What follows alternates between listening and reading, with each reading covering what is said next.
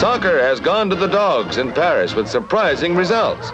Using a balloon for a ball, trained boxers stage a sporting free-for-all that brings down the house. Keeping the ball in play with a stick, their referee trainer spends a lot of time on his backfield. He's a hound for punishment.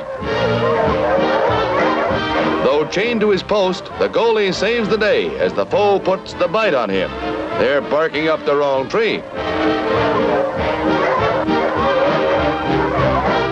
All together, lads. Hot diggity dog. Now that way's the wolf.